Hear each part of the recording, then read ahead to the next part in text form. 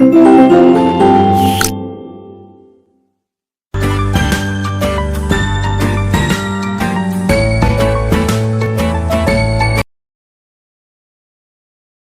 Good morning, सुप्रभात सभी प्यारे बच्चों। मैं विशाल शर्मा आप सभी को स्वागत करता हूं आपके एसटी सोशल साइंस क्लास में। Today we study chapter number 4 of class 8 when people rebel, जब लोगों ने विद्रोह किया। ब्रिटिश टाइम पीरियड का चैप्टर नंबर 4 हम यहाँ पर स्टडी करेंगे। In 100 years from 1757 CE to 1857, यानी कि 1757 से लेकर के 1857 के टाइम पीरियड में there was an extension of political power of the Britishes, यानी कि इस टाइम पीरियड में जो ब्रिटिशेस थे उनकी जो पावर थी वो बड़े स्तर पर पहुंचने लगी और उन्होंने भारत के जो सोर्सेज थे उनको एक्सप्लॉयटेशन करना शुरू किया और स्पेशली इकोनॉमिक एक्सप्लॉयटेशन यहाँ से करना शुरू किया। It created dissatisfaction and distrust both among the Bharatiya elite and the massive, which resulted the several local uprising, यानी कि इसने भारत का जो एलिट वर्ग था उसको काफी प्रभावित किया और जिसके कारण जो लोकल अपराइजिंग थी, लोकल लेवल पर अपराइजिंग होने लगी। In the rising wave of antagonism against the unjust, exploitative and oppressive British rule occurred the mightiest of all the revolts in 1857, यानी कि जो ब्रिटिशेस थे उनकी जो पॉलिसी थी, उनकी जो नीतियां थी, उनके खिलाफ क्या हुआ बच्चों, एक विद्रोह के रूप में विचारधाराएं जन्मने लगी।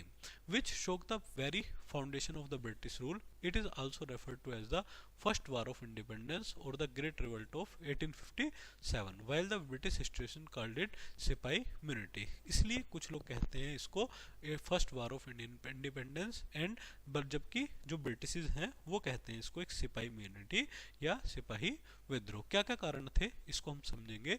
सबसे पहले हम देखते हैं पॉलिटिकल कॉजेज, जो राजनीतिक कारण थे। The political policies of approaches of the British created a sense of fear, suspension and uneasiness. The aggressive expansionist policies of British led to the displacement of the Indian rulers. जो भारतीय राजा थे उनका displacement करना, उनका एक तरीके से उनके अधिकारों को छीनना, ये इसका कारण बना। यहाँ इस सीन ऑफ रिवोल्ट ऑफ 1857 एक दृश्य आपको दिखाया जा रहा है 1857 के विद्रोह का। चले क्या कारण थे इनको हम एक एक करके यहाँ पर स्टडी करेंगे। सबसे पहले डॉक्ट्राइन ऑफ लैप्स, यानी कि हड़प की नीति। जो राजा थे यहाँ के लोकल राजा, उनको उनकी जो सल्तनत थी या उनकी रियासतें थी उनको छीनना। लॉर्ड डलहौजी एक पॉलिसी लेकर के आया डॉक्ट्राइन ऑफ लैप्स की, जो वहाँ के भारत के रूलिंग क्लास को उसने प्रभावित किया। It curbed their right of adoption, यानी कि जो एडॉप्शन लेने के अधिकार को इसने छीन लिया। Annexation of Jhansi, Satara and Nagpur using the doctrine created great resentment. This annexation transformed the courageous Rani of Jhansi into a staunch enemy of British, यानी कि जो ब्रिटिश की या झांसी की जो रानी थी उनको सबसे ज्यादा इस लोगों ने प्रभावित किया। चलिए दूसरा हम पढ़ेंगे Nana Saheb. Nana Saheb was the adopted son of Peshwa Balaji Bajirao, यानी कि नाना साहेब जो थे वो एक अडॉप्टेड सन थे पेशवा बाजीराव सेकंड के। However the British government denied him pension after the death of Bajirao. Bajirao की मृत्यु के बाद ब्रिटिश ने इन्हें पेंशन देने से मना कर दिया। He became one of the important leaders of the revolt, और इसलिए वो इस रिवोल्ट के एक महत्वपूर्ण लीडर्स बने। चलिए यहाँ आप देख रहे हैं बहादुर शाह सेकंड, जो उस समय के भारत के मुगल सम्राट थे। The British third treatment of the Mughal emperor. The British humiliated the last Mughal emperor Bahadur Shah second, last Mughal बादशाह थे बहादुर शाह द्वितीय। He lived in Delhi as a pensioner of the British, यानी कि ब्रिटिश का एक पेंशनर बन के ये रह गए थे दिल्ली में। His name was struck off from the coins and he was ordered to vacate the Red Fort at Delhi and move to place near at the Qutub Minar on the outskirts of Delhi. Delhi में वो कुतुब मीनार के आसपास ही निवास कर रहे थे। It was also announced that the after Bahadur Shah II, the Mughal successor would have to renounce the title of emperor, और इनके जो उत्तराधिकारी थे उन्होंने मुगल एम्परर के टाइटल को खो दिया। Such humiliating acts were a great blow to the dignity and turn the Indian rulers against the British, यानी कि और बाद में ब्रिटिश के खिलाफ लड़ाई लड़ी। यही प्रभाव अवध में रहा बच्चों, और अमंग भारतीय रूलर्स, और बहुत से भारतीय रूलर्स को इन्होंने इसी प्रकार से यहाँ पर परेशान किया। चलिए आगे देखते हैं मुख्य कारण। इकोनॉमिक कॉजेज क्या थे? सबसे पहले इनकी घटिया लैंड रेवेन्यू पॉलिसी, गलत रेवेन्यू पॉलिसी, दोहन करना यहाँ के संसाधनों का। 3 प्रकार के सिस्टम ये लेकर के आए थे, परमानेंट सेटलमेंट, रैयतवाड़ी सिस्टम, और तीसरा था बच्चों Mahalwari system. Each of them was an instrument of economic exploitation bye the British meant to exact maximum possible revenue. These new revenue and land settlement policies of the British reduced the agriculture production, यानी कि अंग्रेजों ने agriculture production को यहाँ पर काफ़ी प्रभावित किया। नेक्स्ट हम देखेंगे फियर अमोंग लैंडलॉर्ड्स, जो लैंडलॉर्ड्स थे उनमें डर बैठाया। जो डिस्ट्रक्शन ऑफ ट्रेडिशनल हैंडीक्राफ्ट्स, जो यहाँ के ट्रेडिशनल हैंडीक्राफ्ट्स थे बच्चों, the trade interest of British resulted in the destruction of the traditional handicraft industry of in India. The Indian weavers and craftsmen were forced to work according to the desires of company, यानी कि भारत के लोगों ने एक force किया कि आप, भारत के लोगों को इन्होंने फोर्स किया कि आप क्या करेंगे, आप जितना हम चाहते हैं उतना प्रोडक्शन देंगे। In return they received very little remuneration, और बदले में इन लोगों को बहुत थोड़ा सा रेम्यूनरेशन दिया जाता था। चलिए आगे बढ़ते हैं बच्चों। लार्ज स्केल अनएम्प्लॉयमेंट, बड़े स्तर पर क्या होने लगा, आपका जो अनएम्प्लॉयमेंट था वो बढ़ने लगा। The annexation of Indian state also created unemployment and economic misery to a large number of people. These courts provided employment and patronage to several court officials, their subordinates, poets, craftsmen, etc.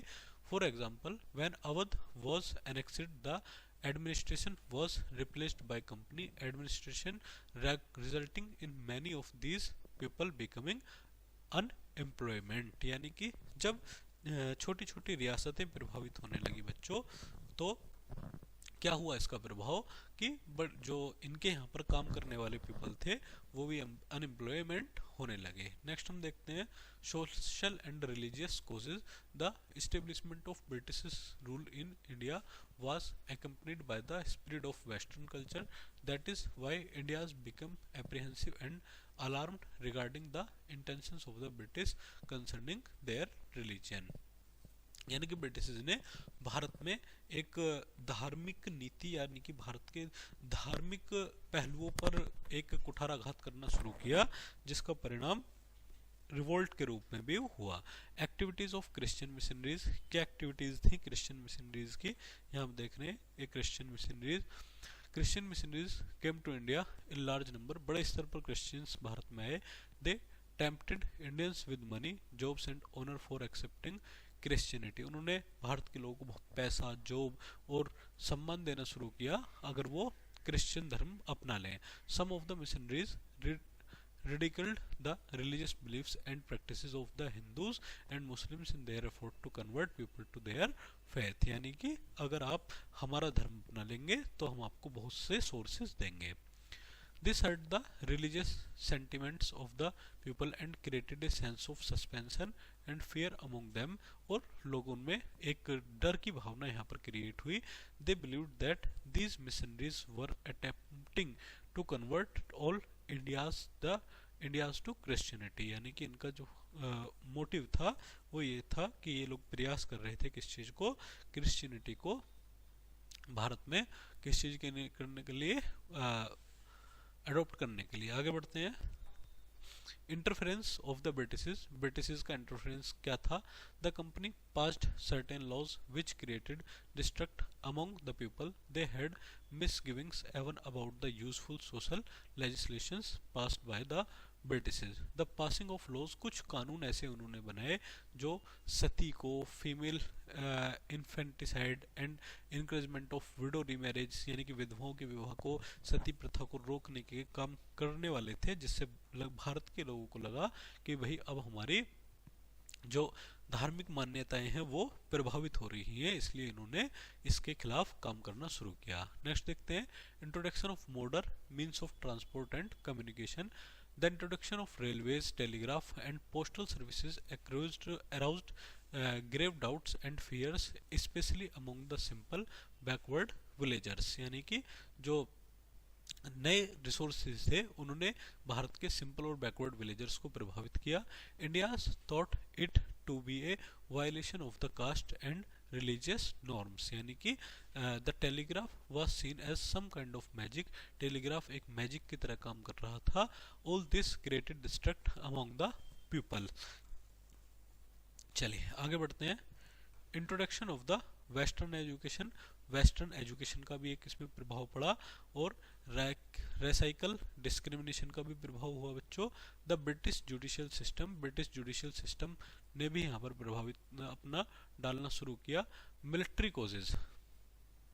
Military causes यहाँ से ये वास्तविक कारण थे जो हमें study करने हैं। The sepoy, the Indian soldiers in company's army had over the years help the company to conquer India with dedication and loyalty.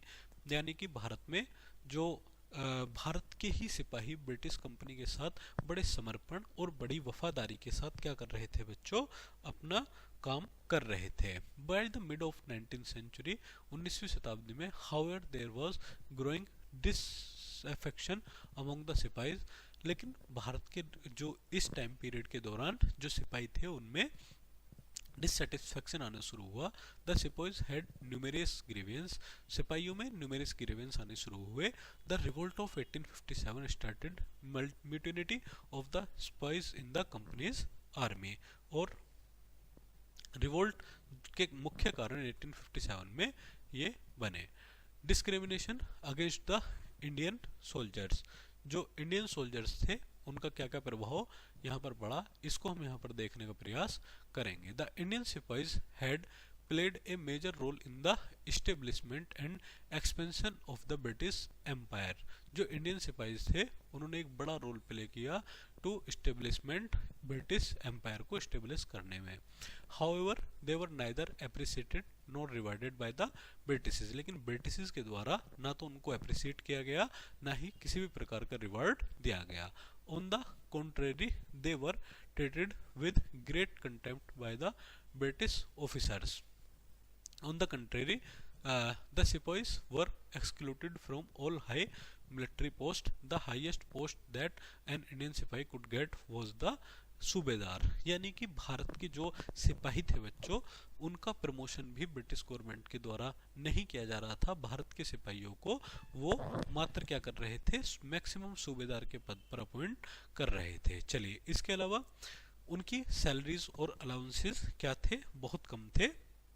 इसलिए भी उनके मन में जो थी एक गलत भावना भारतीय सिपाहियों में थी। यहाँ हम देखते हैं ये मुख्य कारण था इंटरफेरेंस इन रिलीजन। यानी कि रिलीजन में जो धार्मिक विचारधारा थी उनका क्या मुख्य कारण था। All the Sikh and Muslim soldiers were assured that they would not be asked to remove their beard और हेयर। यानी कि जो सिख थे और मुस्लिम थे were assured that they would not be asked to remove their beard and hair, but later on orders were passed for removing them and those who refused to obey the orders were dismissed।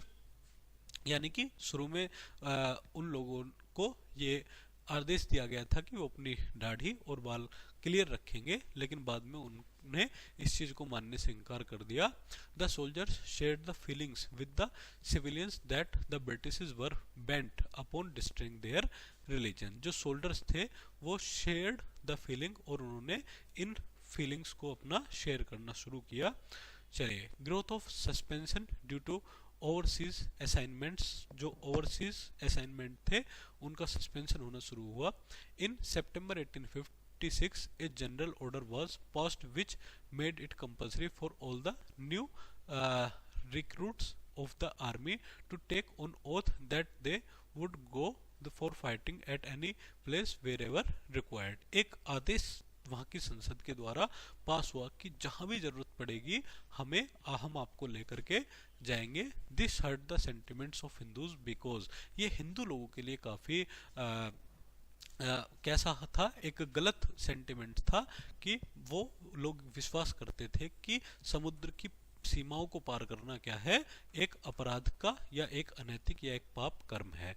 They ordered confirm the suspension toward the intention of the Britishes, इसलिए उन्होंने ब्रिटिशेस के साथ इस चीज को स्वीकार करने से मना कर दिया। आगे बढ़ते हैं। Annexation of Awadh, the soldiers of the Bengal army mostly belong to Awadh, जो ज्यादातर सोल्जर थे वो अवध से बिलोंग करते थे।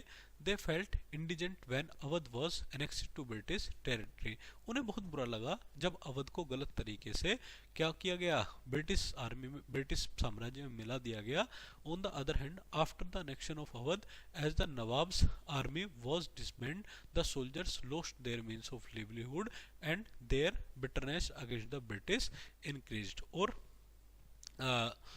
इस चीज को वही ब्रिटिश का साम्राज्य बढ़ रहा था, उन्हें इस चीज को लेकर के काफी बुरा लगा। चलिए आगे बढ़ते हैं। Immediate cause of the revolt, तुरंत तात्कालिक कारण क्या थे, इसको हम समझते हैं। ये पृष्ठभूमि वाले कारण थे, यहाँ हम पढ़ेंगे कि मुख्य कारण क्या था।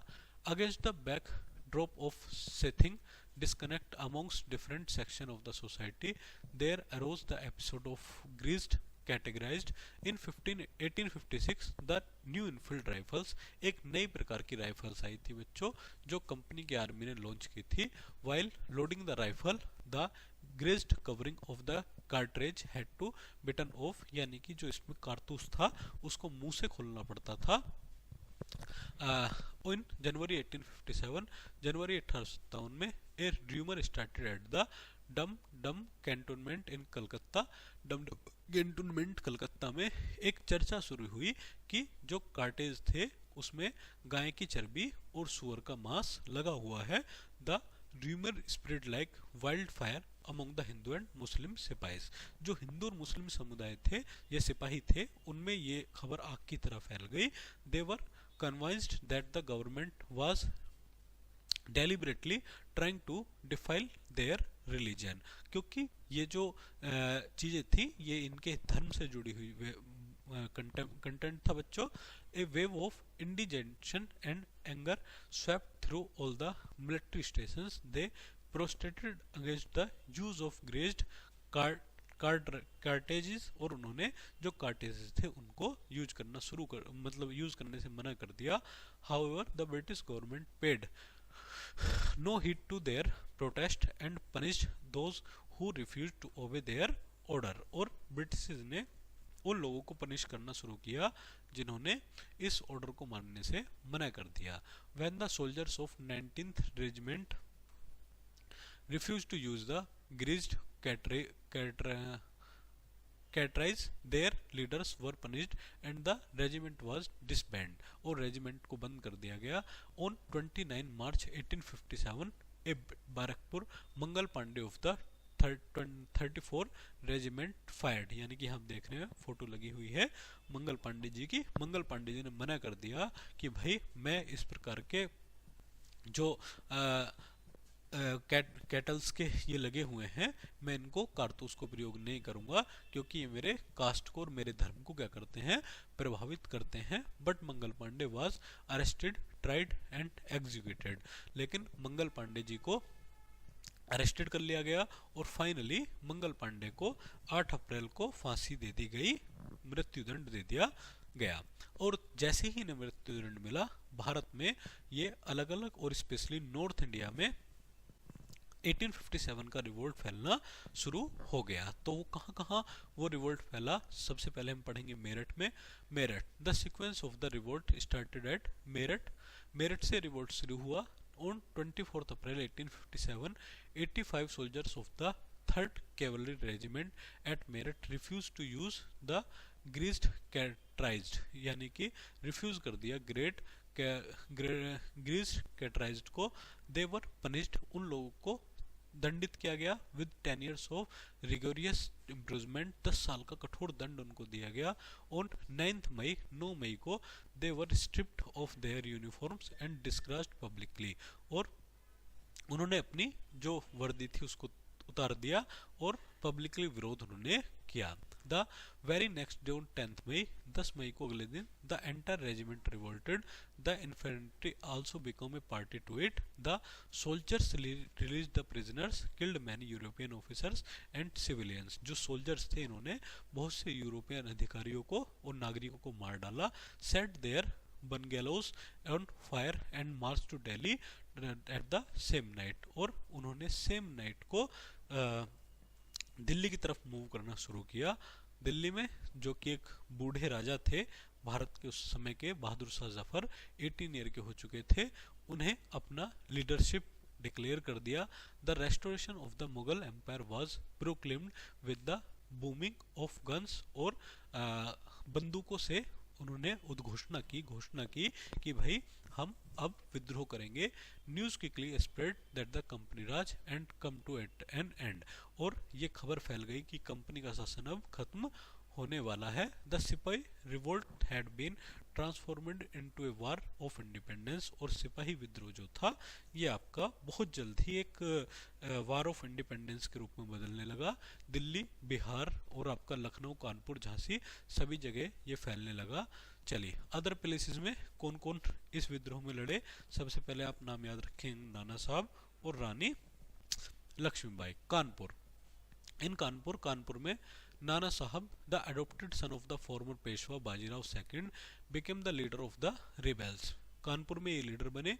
ही captured Kanpur and proclaimed himself as Peshwa, और उन्होंने खुद को पेशवा डिक्लेयर किया। He was however defeated by the British and Kanpur was recaptured, और कानपुर को उन्होंने रिकैप्चर्ड कर लिया। Nana Sahab fled, his general Tatya Tope continued the struggle but was letter arrested and hanged, लेकिन बाद में उनके सिपाही तात्या टोपे कमांडर को पकड़ लिया गया और मार दिया गया, फांसी पर चढ़ा दिया गया। चलिए नेक्स्ट देखते हैं झांसी। झांसी में, in Jhansi Rani Lakshmibai challenge the British, British को चैलेंज किया रानी लक्ष्मीबाई में।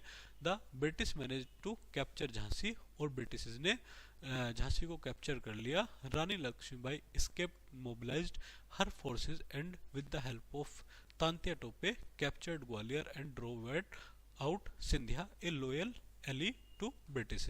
और झांसी से जैसे ही रानी लक्ष्मीबाई निकली वो ग्वालियर पहुंची, जहां सिंधिया जो थे, सिंधिया परिवार के राजा जो थे वो ब्रिटिश के लिए लॉयल थे, उन्होंने कोई भी हेल्प रानी की नहीं की। The Rani dressed like a soldier, रानी ने सोल्जर की ड्रेस पहनी। Using her sword with both hands and holding the reins of her horse in her mouth, और दोनों हाथों में तलवार लेकर, और जो घोड़े की एक वो रहती है बच्चों, उसको मुंह में लेकर वो अंग्रेजों से लड़ी। The brave Rani died on 18 जून 1858, और 1858 को फाइनली उनकी डेथ हो गई, वो शहीद हो गई। चलिए लखनऊ देखते हैं।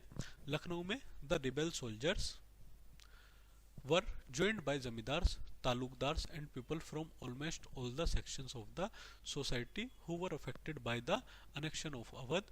The revolt was led by Begum Hazrat Mahal। जो लखनऊ क्षेत्र था उसके राजा को, अवध के नवाब को कुशासन के आरोप में अंग्रेजों ने हटा दिया, और वहाँ की जो प्रमुख रानी थी वो बेगम हजरत महल थी, the queen of the excited Nawab of Awadh. The British forces faced severe defeat at the hands of the rebels.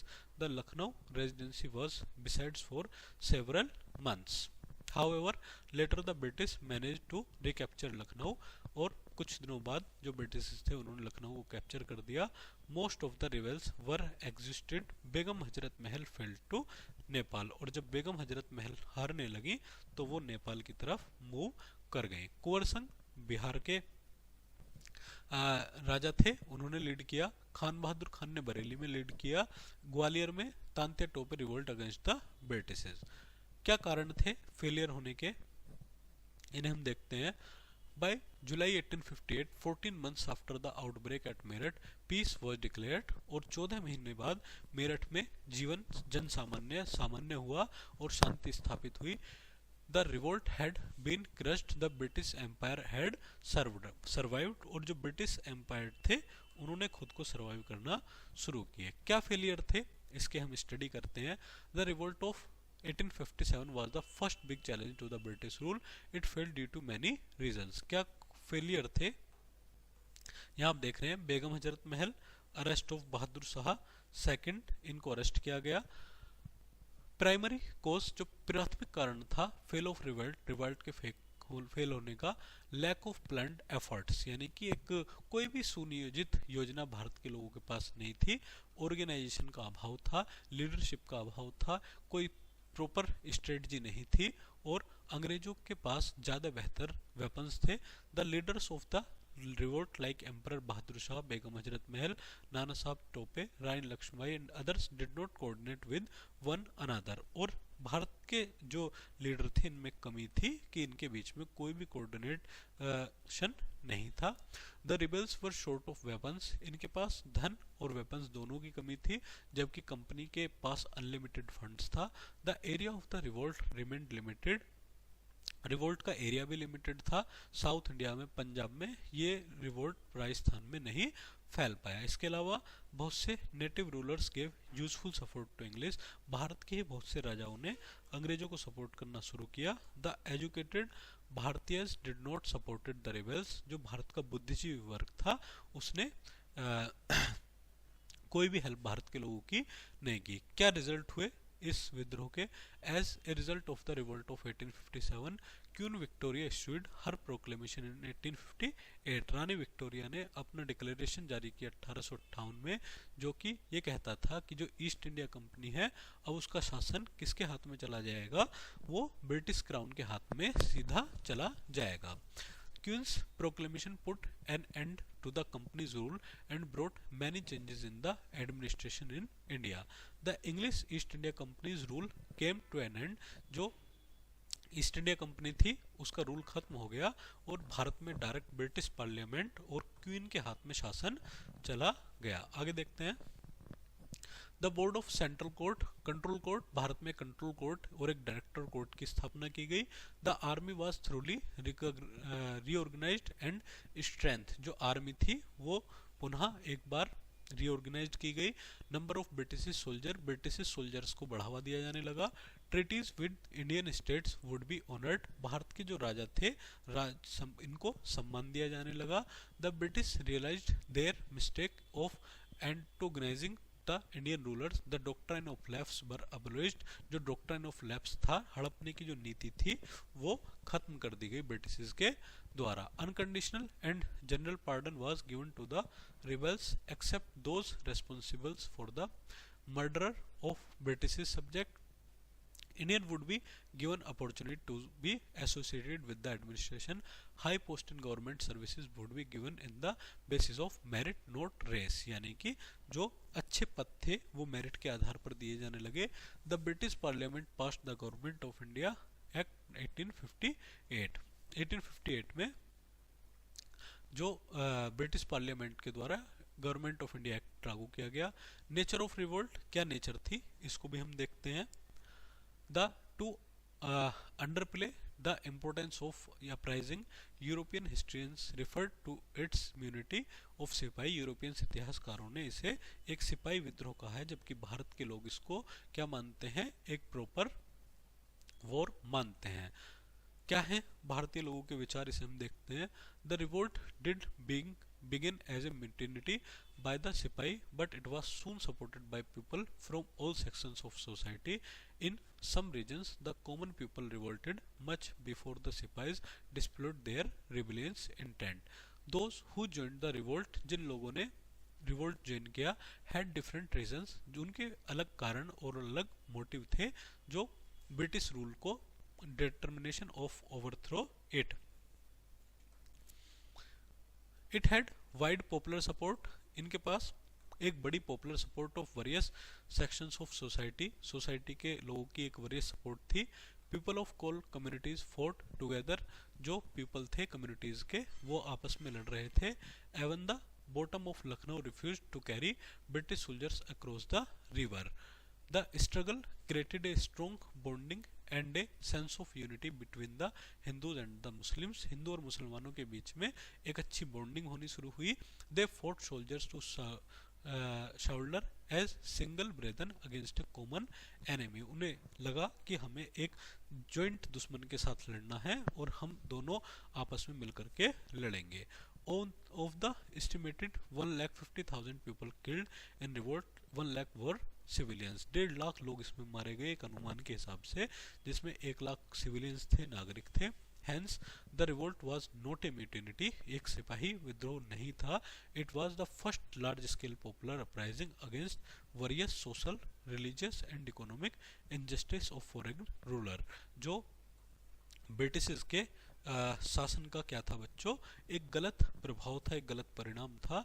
It was the first large scale expression of A desire for freedom from foreign rule. एक गलत परिणाम, गलत इच्छाओं का परिणाम ये था। Thus it would be more appropriate to describe the revolt as Bharat first step towards freedom for the first war of independence. इसलिए इस वॉर को या इस रिवोल्ट को फर्स्ट वॉर ऑफ इंडिपेंडेंस के नाम से जाना जाता है। चलिए बच्चों, आज की क्लास हम यहीं खत्म करते हैं। मिलते हैं जल्द ही नई क्लास में, तब तक के लिए थैंक यू वेरी मच।